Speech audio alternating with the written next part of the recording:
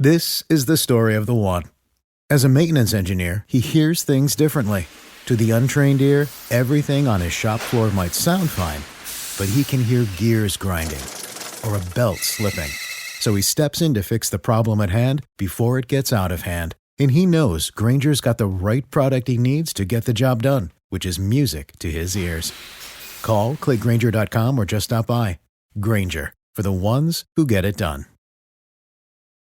When you need mealtime inspiration, it's worth shopping Baker's, where you'll find over 30,000 mouth-watering choices that excite your inner foodie. And no matter what tasty choice you make, you'll enjoy our everyday low prices, plus extra ways to save, like digital coupons worth over $600 each week. You can also save up to $1 off per gallon at the pump with fuel points. More savings and more inspiring flavors make shopping Baker's worth it every time.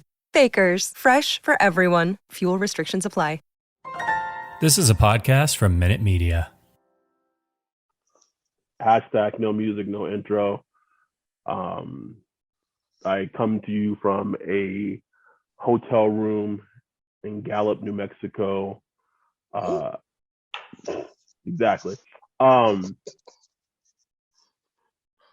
put it on Twitter yesterday. Got a very overwhelming, reaction from Saints Twitter.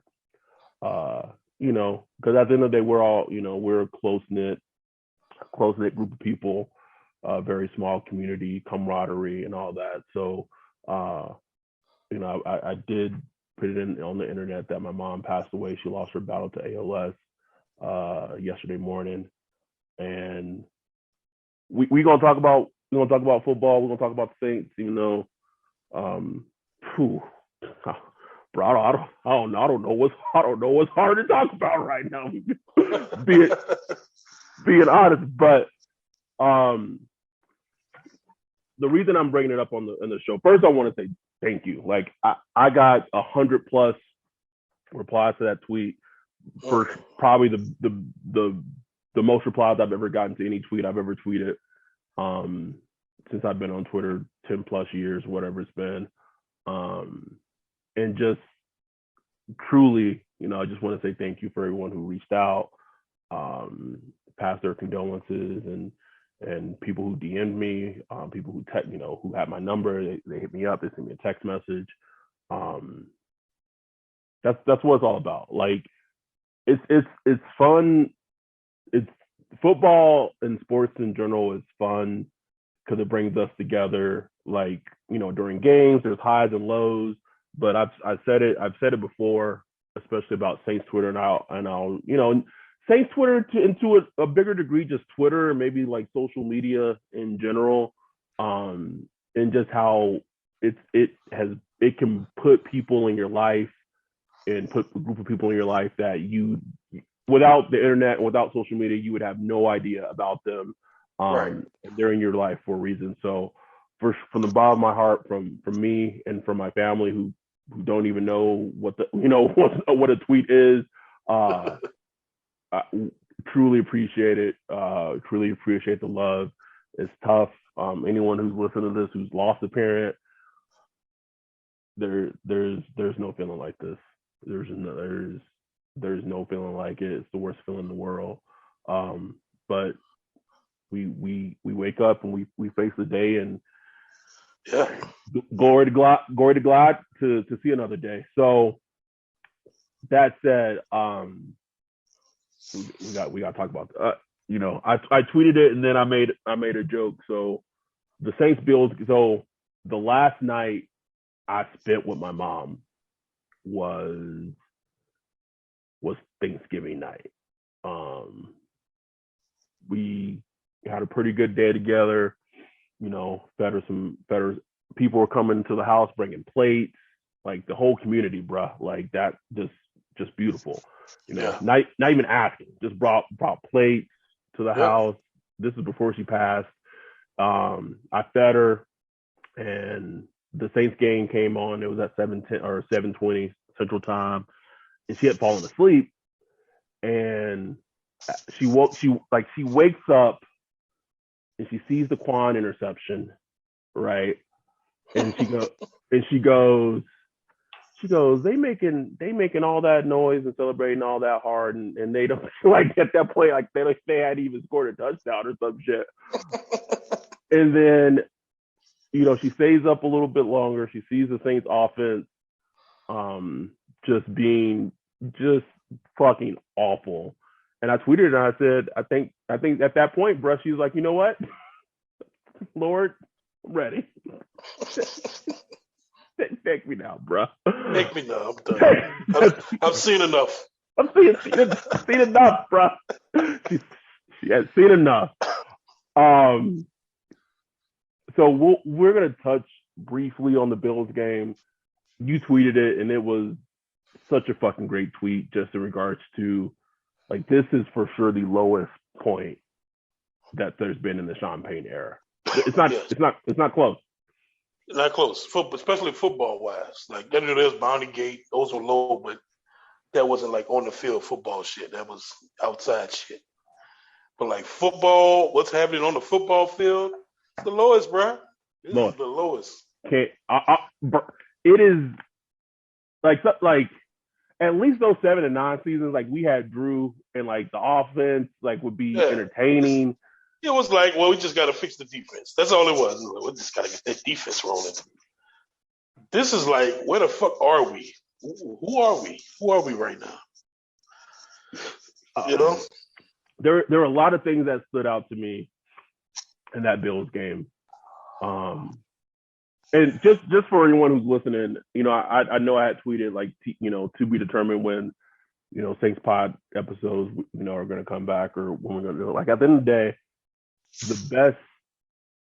the best medication for grief is laughter, man. And and ever since my mom passed away yesterday morning, been laughing,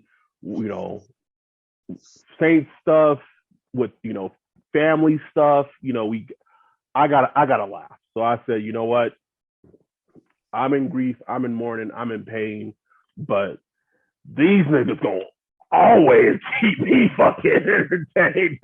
Always, bro. I had to hit Ryan up. I said, "Let's go, man! Like, let's do this thing." So a couple of things stood out to me. I'm gonna go fast points, and then we could just have a state of the Saints conversation. One, I was into the Seaman Demon, bro. Now he Trevor Ed. Trevor can't get it up, bro. Like can't get it up, bro. Some blue chews, some. No, we gotta get it going, man. It's looking lip. Lip, boy. You ever had it you ever had it where like you want to and it's just like working and then like it's like she looking at you like is it in and you try to hit it against the hood. Do that little slap, plap, plap. Come on now. Get up. You put it in, try to just get it a little, maybe it's going, maybe that juice the engine up a little bit. No, it's just not there. It's not there, bro. Not there. That's the Saints offense as a whole. One, I felt that the one lone bright spot, and I think the analogy I made it in our Discord, I made it on Twitter. Right now, this Saints team reminds me of the Mitchell Trubisky Bears team. The first 2 seasons of Mitch's career.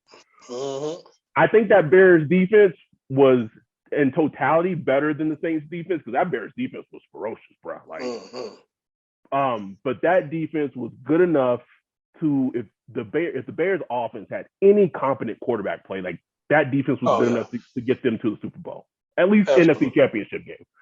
Absolutely. And I think that this team mirrors those teams in a lot of ways. Obviously, I'm not putting it all on Trevor Ed. Just the bro, when I saw the Bills injury report, man, I said, if you don't get the fuck out my face with this bullshit. I had no confidence in this game. Like, some people like, oh, well, watch, this is one of them games the Saints gonna pull it out. I'm like, like with football, there is something more than talent that has to take place to win a game. Like there's smarts, there's grit. Like I know, my dude Patrick Claiborne hates some of this stuff, but there is some of that extra that goes into winning. There's that want to, like I want to win. I want to win more than them. There is that. But at the same time, there's a certain level of talent that has to be there. And with our injury report, and you look at the talent that's on the field on offense, I was just like, that's not an NFL caliber offense, right? Bro, that's an XFL team. That's an XFL team. It's just not good, bro. It's not good, man. I was sitting there trying to think, is that the 32nd offense? Yes. Like on the field. I'm just talking about on the field. Is that the 32nd offense on the field? Like, are they better than the Lions? So I'm like, damn, DeAndre Swift better than Tony Jones Jr., bro. I mean, at least the Lions got TJ Hackey sacks, bro. They got TJ Hack, you know what I'm saying? They got a beast tight end, I mean, Goff is trash, but I mean, I guess he's better than Trevor Siemian, I guess. So here's where it gets interesting. I feel okay. So a bright lone spot or lone bright spot. Big Creep season had a great game. Defense played tough as they could. I thought that the game would be closer just because I will never trust Josh Allen, bro. I don't. There's just something when I've watched him for even when he's improved. I keep myself reserved, and that's why I don't trust the Bills. At no point, like in the first half, and I get like the Bills were better talent wise, but I didn't feel like I was like, are they that good though? Like I know they supposed to be, but like are they that good? I don't know. It wasn't domination. No, it was not. But that all goes to the Saints defense. You know what I'm saying? Yeah. It all goes to the Saints defense credit. But can we talk about, bro? We need to have a conversation about Marshawn, bro. We gotta bring it up. I don't have a problem with Marshawn, bro. I really don't. He has some issues, I don't know if it's coaching. I don't know if it's him just having an understanding of leverage points and how to win versus certain types of receivers. But it's like, that touchdown.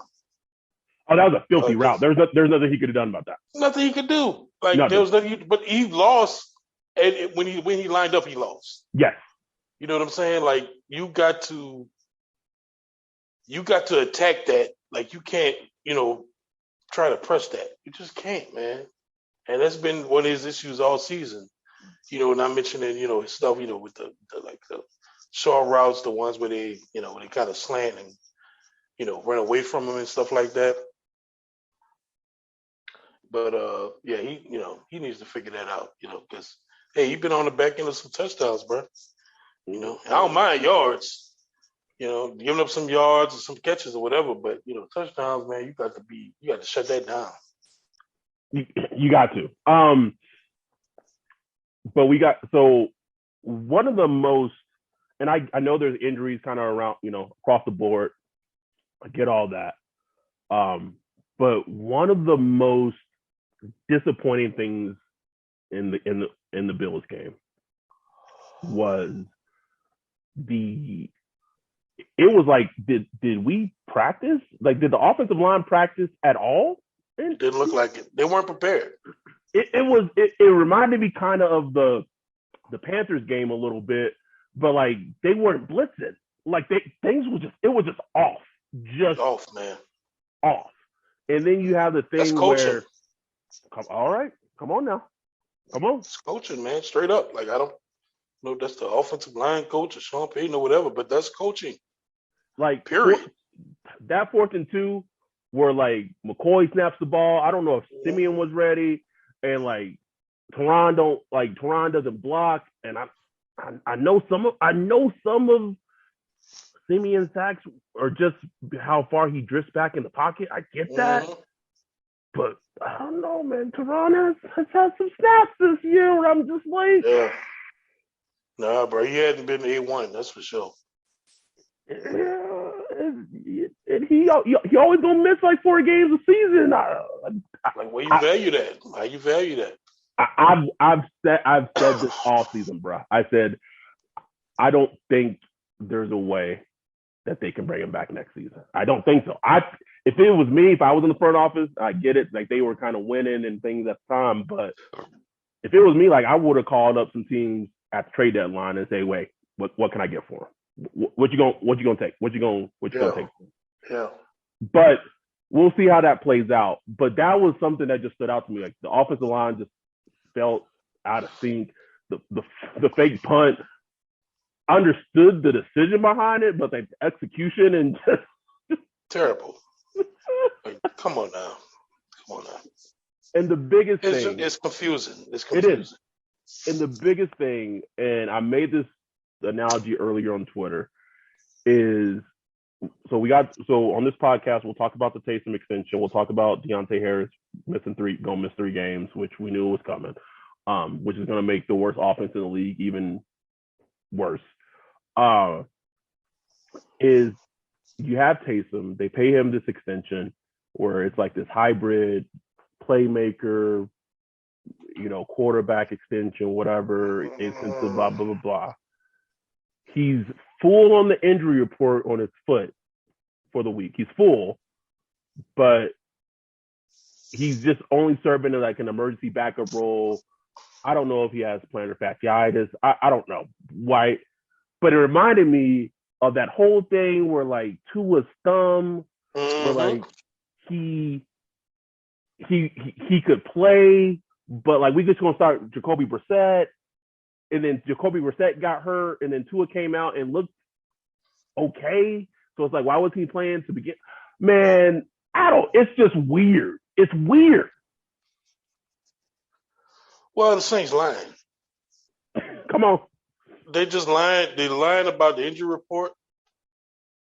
For whatever reason, either lying about the injury report or they're lying about what's happening behind the scenes. Like maybe Taysom like, look, bro, I done had 2 concussions. I'm not about to go out there and play fullback and tight end.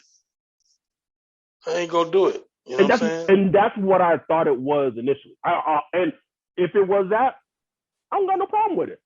Like, but like it's just, I don't know, man. But then you pay him, but then you extend him. I don't know. I don't know, man. Like, I used to beef with the NFL Twitter that be at Taysom neck. Like, they got on my nerves before, but this time with that extension, that threw me for a loop. Well, I don't get it. I don't get it. The rationale behind it was he was gonna, I believe he was gonna have like 7 to 8 million. Right. They wanted to clear some of that cap space. It's like this dude gonna be to me like damn near $60 million on the low end. Like, even if he doesn't like achieve to be a quarterback, whatever, he's gonna be to me like 50-something million with the Saints. And I'm just like, who are y'all competing against? Like, what other team is like we gotta have Taysom? Like, who are you competing? If it was that, okay, I understand. But it's like, I don't know. I just don't get it. Like, and there's no hate against Taysom Hill. I love Taysom Hill, man. Like, I wanted him to be in this game. I wanted him to bring the spark and all that stuff. And he should be paid whatever shout out to him. Like, he's getting bank. And shout out to him for getting that. But it's just, as an undrafted free agent, like, yeah. It's just something feels amiss. Is the best way. We sit here like wondering, like, damn, we couldn't keep Emmanuel Sanders. You know what I'm saying? Like, bro, like we couldn't keep him on the team. You know what I'm saying? As soon as the Taysom extension happened, I quote tweeted Adam Schefter and I said, "Oh, we could do this now, but like when Odell was a free agent, like we couldn't clear this money to claim him. A couple of million. You know what I'm saying? Like, I don't know. It's just confusing to me. I don't know. And what's then the vision? We've been talking about it for months. What's the vision? What's the vision? So now we're just going to talk about just the state of the Saints. Like, Mike Triplett tweeted today, like, Sean Payton basically was like, respectfully, like, I'm just not going to answer questions. Bro, your team is 5-6 right now with the 13th overall pick in the draft. I'll be the first one to like list out a laundry list of injury reports, and injuries have decimated the team. I get that. Like, you just can't compete at that level in the NFL with a number of hits that they've taken. but some of the decisions and some of the coaching has. I'm. Sean's a good coach. Sean's a great coach. I'm not trying to say replace him. I'm not trying to kick him out the door. No, but no. Not at all. But like on the flip side, and just in terms of being accountable and just responsibility, like we gotta be more contrite, man. You Come know on, what I'm man. saying? Just be contrite. Like, look, we was coming into this season. We knew it was going to be, a big transition. Changing quarterbacks and stuff like that. Got bit with the injury bug. But a lot of decisions we made, coaching wise, some of the, we need to do better. We need to do better coaching wise. We haven't done that. A lot of the things that happen on the field are coaching related. It's not even player related, but just like dude's not doing the right thing. Where's the creativity? You know what I'm saying? I'm just not seeing it. You know what I'm saying? That's what pissed me off with Sean. Like they out here trying to run like a Drew Brees Saints offense. Right. Like it's third and 16 and Trevor Siemian dropping back. It's like, what are we doing here? Like this dude not built for that, man. And also, I'm not saying this was the time to do it, right? But you drafted a quarterback in the 4th round, bruh. Man. Like, he's been inactive more often than not. And, when Jameis and Taysom were healthy, like, that was one thing. But, like, Taysom is, like, in a break the case in emergency quarterback right now. Can Ian Book not? And I wasn't even an Ian Book fan. Like, I did not like him as a prospect, bro. But not at all. At this showed point, a little something in the preseason, though, and I was like, oh, okay. But at this point, like, can we just? I'm not saying maybe start them, but like maybe if they lose one more game, shit, see what you got. Like, what is there to lose? I don't know. It's just there's a lot of uncertainty. They, like I said, they got the 13th overall pick right now where they are in the draft. They're not in the playoffs anymore. And with this offense, big, Finding Nemo hurt. Ramchek hurt. Who first? High 1st round pick hurt. Like the list is just extensive. AK Deontay Harris about to be suspended. Gone. AK hurt. Mark Ingram hurt. Like, and then this receiving group, and you about to remove Deontay Harris from it? And the thing with this receiving group is like, I'm not seeing any major improvement. Like, nope. If you look at the New England Patriots, they're just like us. I know they got the tight ends and shit, but their wide receivers are starting to show a little something. You know what I'm saying? Like, okay, they're not great, but starting to show a little game to them. But it's just I'm not seeing it with the guys they choose. And so now it's like, what the fuck were y'all seeing when Sean Payton stood up there in August? Like, I love our wide receiver room. Like, what were you thinking? Like, what Sean Payton? I want to know what were you seeing on film that made you think? Because weeks later, you looking through the fucking waiver wire, picking Stills, you bringing in guys like Kevin White. So obviously, that was a poor self-scouting situation. Own up to that shit. Like, own up to it. You know what I'm saying? They just, I don't know. It goes back to the hubris, bruh. Like, and like you said, it's just about being contrite. But it's the hubris is like, my system's so good, I think I can make it can work with anyone. Well, now that it's been exposed that it can't, the smart thing to be to say, you know what, I fucked up. Period. And I would take that, like because we all do that, But yeah, and we're not gonna beat dead horses. Go back about missed draft picks or not taking receivers, but I didn't really pay attention to Ruiz on the Thursday night game. I didn't either. Because he just whatever. I mean, let's can we talk about another self-scouting woe? Andres Pete gonna be the highest paid Saint next year. Highest paid, bro. When they knew his injury history before they paid that man. Injury, and it's like I can see like, oh, he's injured, but when he plays, like Teron Armstead is like, oh, he injured, but when he plays, the the risk and the reward is justifiable. But Peter's like, what the fuck? It's like, what are you doing? What are you doing? Oh, man. And then they could lose Marcus Williams this offseason. He didn't have a great game against the Bills. He did not. I don't think they will though, bro. I think even if they have to tag him again, I can't see it. They might have to. They might have to tag him again. I can't see them losing him. I can't see them losing him.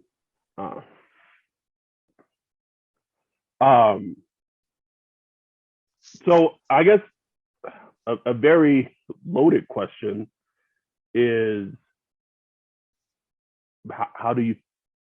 what can be done to fix the team? I mean, what can be done to fix the team? They go in next Thursday, face Dallas, who's going to skid themselves. Probably be a Dallas team without Zeke. I still think Dallas are going to wax the Saints, bro.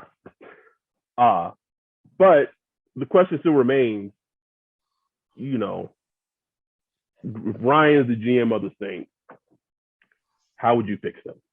Like, where would you start? I mean, first of all, I haven't done like a real deep analysis of the cap, but I try to lose any dead weight that I can, which is hard with the way we do contracts because pretty much anybody we let go that's worth it is going to cost some dead money. Pete, Cam Jordan, Michael Thomas trade, whatever. It's going to hit the pockets. So you got to be careful. But I try to cut as much day with it as I can. I would really take a hard look at the rookies, and not just rookies, but the players you've drafted the past couple of years, and really ask yourself, like, is this a good player? Like, really, really motherfucking analyze them relative to the rest of the league. Is this a good player? Do we need, is DeWine Johnson the guy? Is Lil Jordan Humphrey? You know what I'm saying? Like, just be real. Right. And lose the dead weight that you can. And just, attack the offseason, man. Attack the draft. Be smart about it. Obviously, the big gorilla, 800-pound gorilla is the quarterback, which is, we don't know. I really don't know how you attack that because it's so crucial, bro. Like, I tweeted about it, like one of the big questions was like, who made who? Like, was Sean Payton made Drew Brees, or did Drew Brees made Sean Payton? I was always like, look, it's a perfect marriage. Perfect marriage. I think it's leaning a little more Drew Brees favor, just a little bit. You know what I'm saying? Maybe 55, 45%, something like that. You know what I'm saying? Like, just, what Drew Brees brought to the table allowed Sean Payton to really elevate his game and really draw stuff up. Because we can't do simple shit right now, bro. We can't do the simple things. And it was so interesting. Drew was calling that game. It's like, yeah, he was. Drew was fed up, bro. Bro, fed up.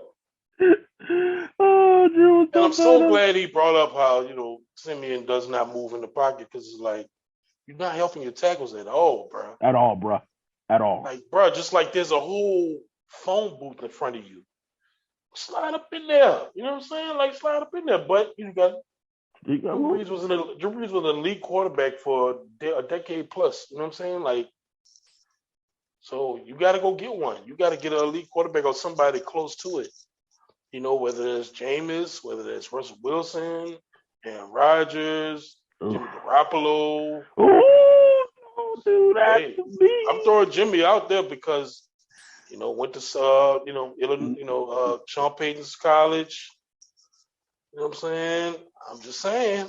It was funny because Patrick Claybon on Twitter, like, he for some reason thinks it's like a foregone conclusion that Jimmy Garoppolo is going to be the quarterback of the Browns next season.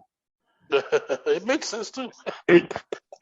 And one thing's for sure, right? We know Jimmy G is not going to be the quarterback of the 49ers next season. There's just it's just not going to happen. There's no way. Oh man. Like I just like if I'm in the chair, right? You got Jameis, you got Taysom. If you can't get a Russell Wilson, if you can't get an Aaron Rodgers, and I don't think you would be able to. I just don't. I'm of the mind of build up the team in other areas, right? So if it was me, I would not reach. If there's no quarterback in this draft that you're in love with, I mean in love. Like you gotta be in love with him. And we don't know. But like early indication is that this quarterback class is pretty weak. But I mean, that hasn't really stopped teams in the past from reaching on quarterbacks and talking themselves into guys. Can't allow yourself to talk yourself into a quarterback. So if there's no person in this draft, because right now they pick a 13th, bro, and that pick might even get higher. Yeah. I think what you do, you don't reach for a quarterback. You take. It has to be offense. It has to be offense, and it does not need to be offensive line. Swear to God, Ryan. Even though I'm not gonna watch nobody, if they pick a fucking offensive lineman, top 12, we will come to blows. So, what if they let Teron go? You kick Ram to the left, and you put him in the Hurst stay at right tackle, and you fucking figure it out. Hurst was struggling, though. Hurst was struggling on that right. So Hurst has shown he is decent at left tackle. He's supposed to be like pretty dang good at guard. Like at least seems to be a better guard than Pete. Mm-hmm.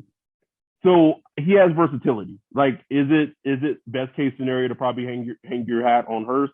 Probably not. But I think you have to go get a weapon. I think if you run it back with Taysom or Jameis, I think you go draft a Chris Olave. That's just an example of a player that I know is good. I expect to be good in the pros. He would fit everything the Saints would want him to do. He goes to Ohio State. He checks off all the boxes. As an example, I don't want people saying, "Oh, but what about such and such from Timbuktu?" I don't fucking know. I'm not watching these dudes this year. I'm not. So let's just say they draft Chris Olave. You have a healthy Michael Thomas. You have Jameis or Taysom, whatever. You have AK. You have Mark Ingram. Like you might take some hits around on defense. I think you got to let Cam Jordan go. Like I know he shows some flashes here and there. He caused that second interception with the pressure. But I think at this point you just gotta let him go, bro. So the defense, might take some hits, but I think if you have a team that has that kind of nucleus, you could still build your team up around while you're waiting for whatever that next quarterback domino is going to be. Mm-hmm. That's what I would do. Like, obviously, but if you ask me, like, would you give up 3 first-round picks for Russell Wilson? I'd say, fuck yes. Yeah. Oh, yeah. Yeah. Easy. That's on the table, yeah. Hell yeah. Easy. And if you're like, oh, but it's 3 first-round picks, I'd be like, oh, but have you seen our first-round pick lately, though? Like. So you mean Peyton Turner, Cesar Weeze, and fucking, I don't know. Marcus Davenport? Yeah, Davenport, Sheldon Rankins or some shit. Like, yes, take them for Russell Wilson. Yes. And twice on Sunday. Yes. So every damn time. So I don't. That's why I keep telling Saints fans, like, tune into these Seahawks games, bro. The Seahawks keep dropping. Yeah. It's things are going to get uncomfortable really quickly in Seattle. And I don't know. Pete Carroll's always been a snake, and when situations aren't going right, Pete just dipped, bro. Pete's like, no, man, he's like damn near like Joe Biden age, bro. Like, he's in his 70s, bro. Dip out. Yeah, he could dip out. He could just dip out. Like, I'm done. So I'm just saying, man, the Seahawks situation as a Saints fan, just keep your eye on it because I just find it like that whole situation is interesting to see how that plays out. But it's just, I don't know, man. That's how I would handle it.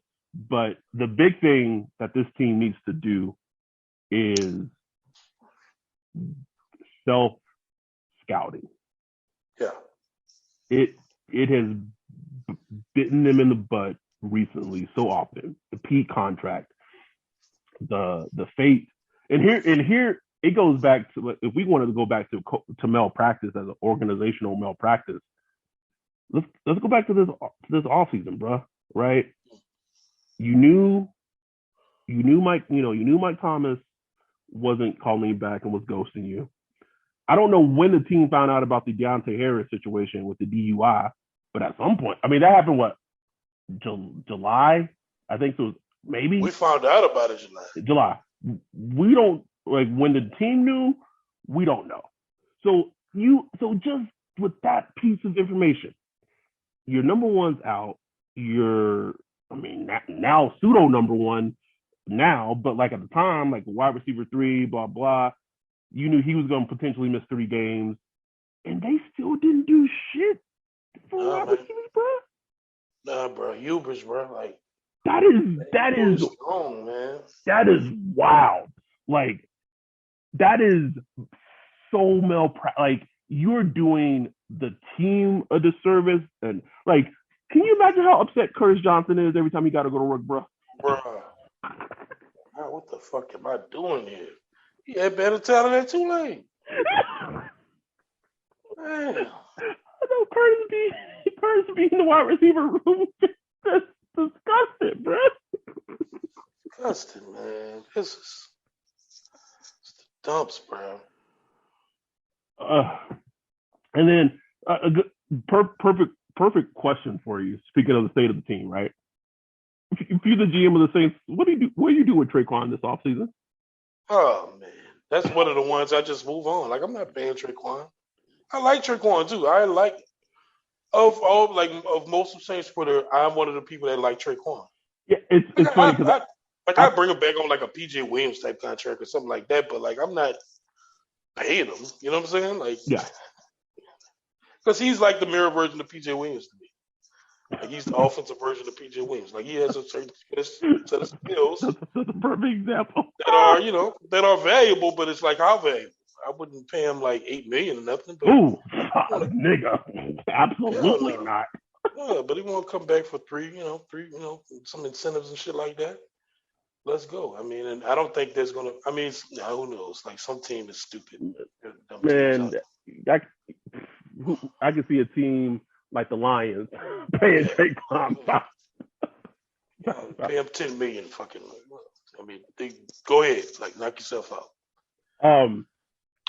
But I mean, I think we've hit on it just because I asked after the last loss to the Eagles, like, fuck, we traced it back, like, how did we get here? Like, how did the Saints get here? And now we're looking at, like, how do you improve it? Like, to me, I think you try to take the Denver approach, right? And Denver's a weird, because Denver, in theory, we have the team on defense that Denver thought they had on defense coming into the season. Right. I've said this on the pod. Offensively, the pieces that Denver has offensively, Melvin Gordon, Javonte Williams, Jerry Jeudy, they locked up Tim Patrick. Bro, can you tell me why, like, when the Mike Thomas injury happened, and at the time Denver had Cortland Sutton, Jerry Jeudy, KJ Hamler, and like Tim Patrick was like the wide receiver 4. Yeah. Like, the Saints couldn't call Denver and say, hey, you'll give me a 4th for Tim Patrick. Like a 4th. I mean, we got Marquez Callaway, bro. So, Denver has they just locked up Tim Patrick. They locked up Cortland Sutton. The offensive line in Denver ain't that great, but like, in terms of like pieces on offense, besides offensive line and the quarterback play with Teddy's up and down, they have what you want functionally as an offense. So it's just getting that final piece, getting that, that franchise quarterback. Denver fucked themselves up because they had an opportunity to do that with Justin Fields. And they said, let me draft a cornerback instead. Can we also talk about, just real quick, and I was thinking about this earlier when a couple of days ago when I found out that the Saints have the 13th pick in the draft now. Could you imagine if they would have traded like a future first round pick to move up for a quarterback in the draft, bro? Oh, man. Like a top 13 pick. And we had like J.C. Horn or Patrick Surtain. Oh, man. Like if it would have been Mac Jones, it'd be like, okay. Yeah. You take your hit, whatever. But yeah, like a cornerback, that would have been like, fuck. Because that would have just been stupid. It's just been stupid. Maybe not. I don't know. But it's like, dumb. But I think in terms of just how to build the team, how to get out this mess, like add pieces everywhere else. Try to build a strong ass team. Big and strong team. Strong ass team, man. Like offensively, go get another running back. Go get a stud running back to go with AK. They should have done that last year. Like Jonathan Taylor? Like Jonathan Taylor, man. Like go get a stud running back, man. Who Sean loved? I think it all goes back to the question I was asking, man, on the last episode. Like, who is controlling the draft room? I don't know, bro. I don't know. I really don't know. I know we ain't sleuths. I know we not media, but I need Catherine Terrell. I need Mike Triplett. I need somebody like figuring out because there's been these drafts lately. You miss on Mahomes. Peyton Turner, Cesar Ruiz, like seriously? We need to have a conversation, bro. We need to have a conversation about it. I don't know, man. I'm not saying like I'm not putting his career, RIP in his career already, but like this Peyton Turner pick looking. I mean, right now. Ain't no we can do. He got time, you know what I'm saying? He got time to turn it around. He's not going anywhere. But that Cesar Ruiz pick was just dreadful. Dreadful. And you know what's gonna happen, bro? They're gonna get Jeff Ireland out of here. And I feel it coming, bro. Ryan Pace, bro. Ryan Pace coming home. I can see the press conference. Ryan Pace was born and bred here. Came up as a intern with the team, built himself up, had, multiple playoff appearances with the Chicago Bears as a general manager, made tough decisions. That's it, bro. I guarantee it's going to happen. Because they don't operate outside their little good old boy network. Like, you know what I'm saying? They don't really, bro. They really don't. It's all about who they know. You know what I'm saying? I used to hang out with him. You know what I'm saying? So Ireland could be the fall guy. It's funny. If this thing goes really bad, he'll be the fall guy.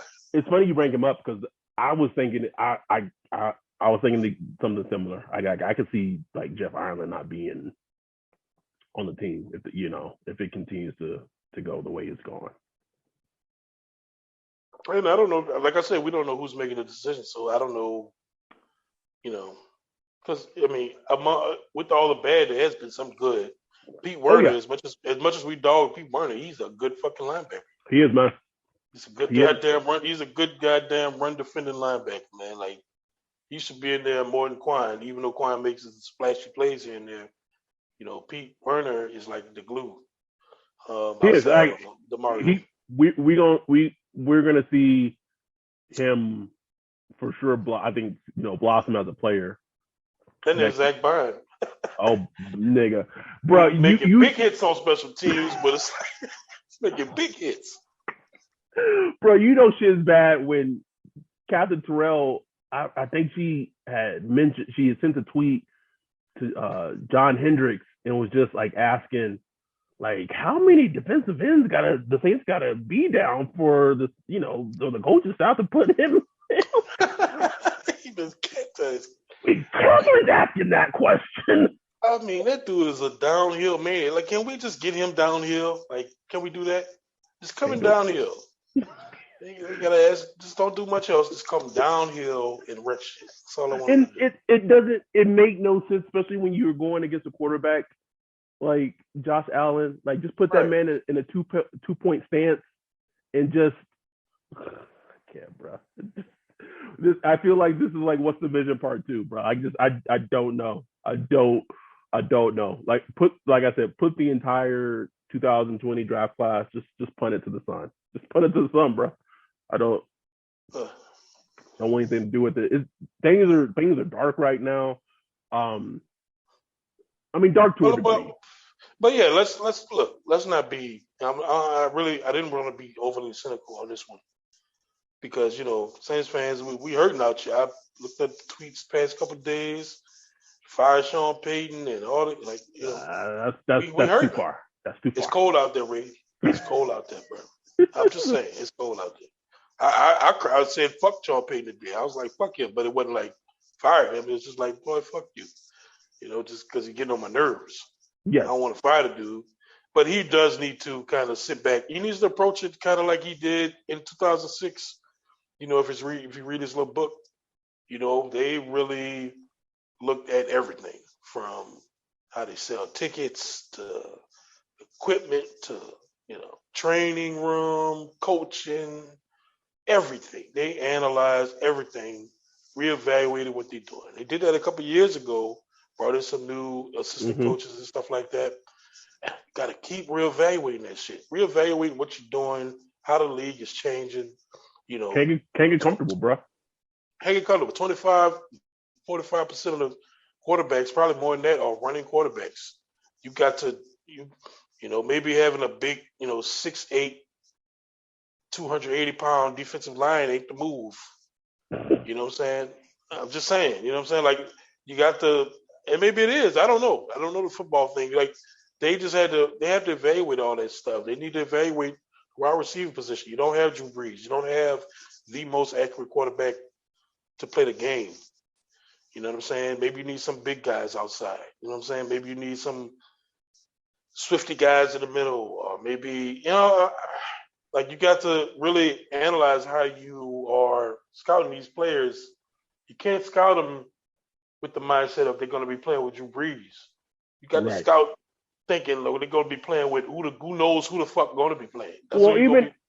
It's not even scouting them like with the quarterback. It's just scouting them like is they good? Is he good? That's it, bro. Is they good? Can they attack the ball in the air? Can they run precise routes? For example, go ahead. Like, you think that you said, can they run precise routes? And when I think of that, I think of talking about the Ruiz pick. You had a T. Higgins who not the best route runner, but just was kind of like a dog, right? Like, you put it up there, he go get it, he make plays on the field. Like I say it so often, I tweet it. Some players, when you watch them in college, are just easy eval. Like, what they are. And when you listen to Sean, say that, Devontae Smith was the number one wide receiver on their board this last draft, it's like, like, number one, like, Jamar Chase, like, Jalen Waddle, like, he was number one. But if you, go back and think, like, what does Sean value? What does Sean, it's route running. So it's kind of retooling, like, as much as route running is essential and Sean loves it and all that, maybe you just need some dogs, bro. That's it. Well, and that's the flip side of what I was talking about. I mean, I talked about it this offseason. Is one of the issues that the Saints is going to have is Drew Brees had his own playbook. And he talked about it on the broadcast. He called it the secret sauce. Like, there are certain things that they do within the playbook. On the two-point conversion that they've missed. Yeah. And it's like, I was so happy you said that, because there's just certain things within the playbook that they expect to happen. And you got to be fucking savants at the, you asking, Juwan Jameson, these savants, bro. You just can't do that, man.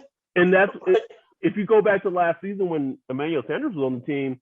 Like, remember when Mike Thomas was getting mad? Like when Mike Thomas was getting mad at him because he didn't know where to line up. Like exactly. Emmanuel Sanders is a good and has been a great wide receiver in the league. Playing with Peyton Manning and everything, So I mean, it's hard. It's a lot. It's a lot. So okay, you don't have the players to do that. Let's kind of, I ain't gonna say dumb things down, but let's try to figure out some things that just work. Some little stick routes. So like some shit that just work. But at the same time, you gotta have athletes to do that. And we don't have the dogs, man. Don't have the dogs. No dogs, bro. I mean, it sounds so simple, but like the only dog that we had like put off his surgery, and he, right. Whatever you want to say. How you approach Mike Thomas, bro? Like me personally, I'm going like the Fire Fest, old boy Fire Fest. Like say, bro, we need you here. What do you want? You know what I'm saying? We gonna do it. Like Sean gotta just get on his knees, whatever you gotta do, bro. I would approach it in this sense of I'm kind of just keeping the mindset that it's gonna be Jameis, it's gonna be Taysom or whatever, because it'd be so wild for the Saints to get like Russell Wilson or Aaron Rodgers. But so with that mindset of it's gonna be them, I just get Mike a running mate, bruh. Mm-hmm. Get him a running mate. Go get Chris Olave, whoever. Get him a solid number 2. Have it be Mike. Have it be this rookie wide receiver that's talented. And then I don't know how you would do it. I really don't, because we know the cap woes. They're gonna be $60 million over the cap before fucking free agency even starts. So they gotta start cutting and figuring that shit out. But everything this offseason, besides maybe tagging Marcus and maybe hopefully extending him if they can to avoid the tag, everything this offseason needs to be about offense, bro. I agree. Every fucking thing. I attack the offense, and the defense might take a step back because of it, but I'd still do it. You have to. Like you gotta. Like I know you gonna probably lose. It'll be interesting to see and fascinating to see what they do with Teron. Like that's gonna be so fascinating to me. But I think with their cap situation, I know he's on the cap for like $9 million or something. Even he's not on the team last year. I just think you just got to bite that bullet and just let him go. But everything got to be offense. You got to retool, and you got to retool because like what we seeing now, like this Sean Payton team. Like I was watching that Bills game, and I was just like, ew, like this is bad. Like this is gross. Bad, man. That's how I would every draft pick, offense. I want tight ends, draft multiple wide receivers. Don't get just one. Get multiple wide receivers. Get multiple wide receivers, 2 tight ends, a running back, a guard. If you like, spread that shit out. But it needs to be offense heavy.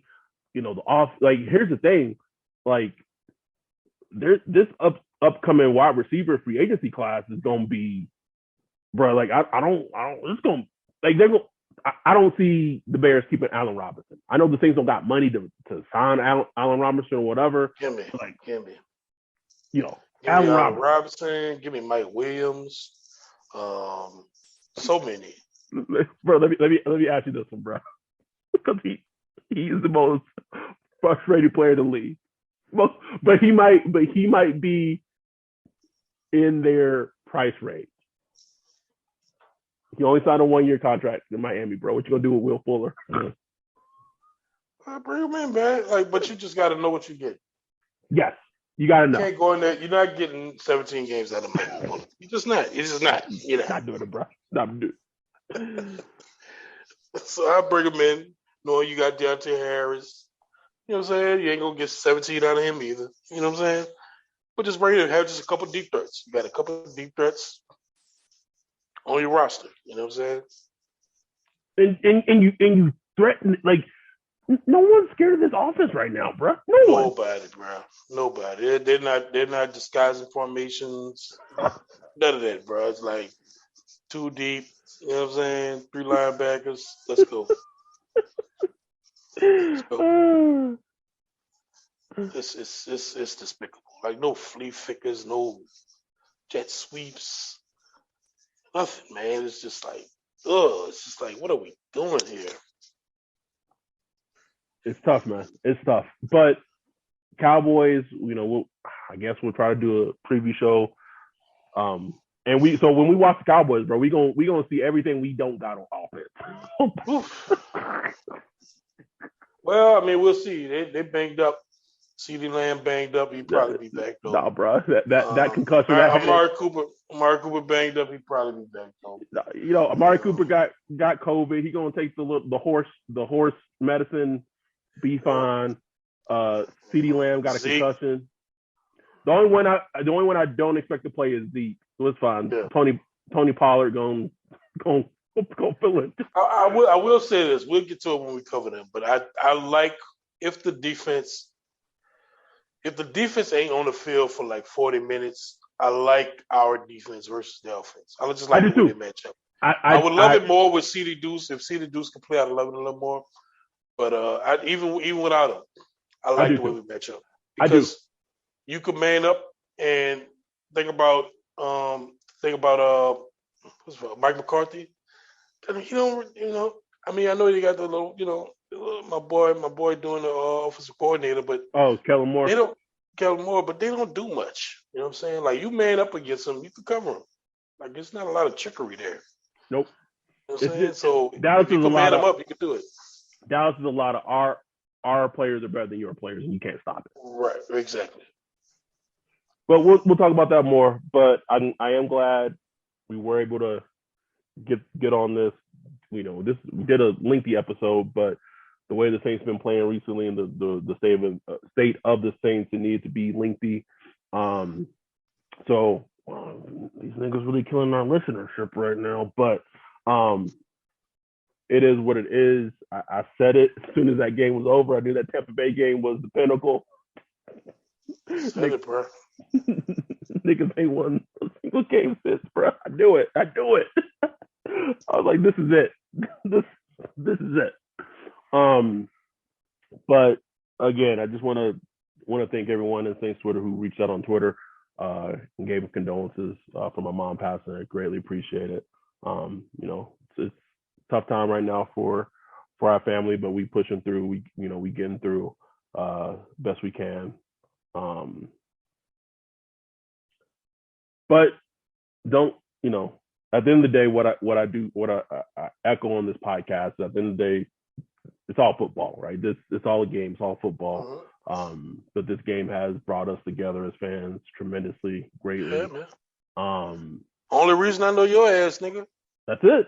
And now we do a podcast where like people in the UK listen to us. Like, how fucking wild is that?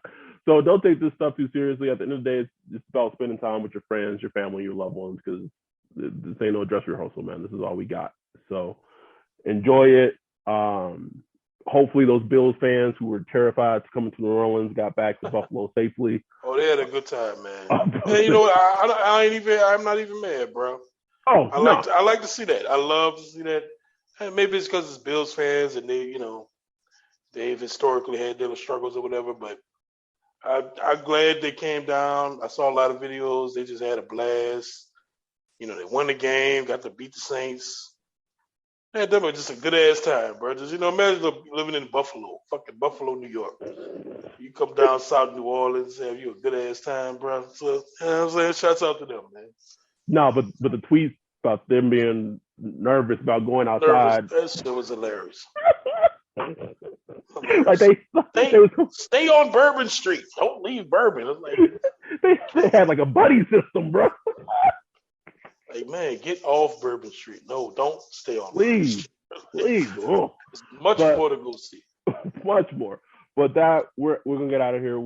So the Saints play next Thursday. We will do a shortish preview show for the Cowboys game.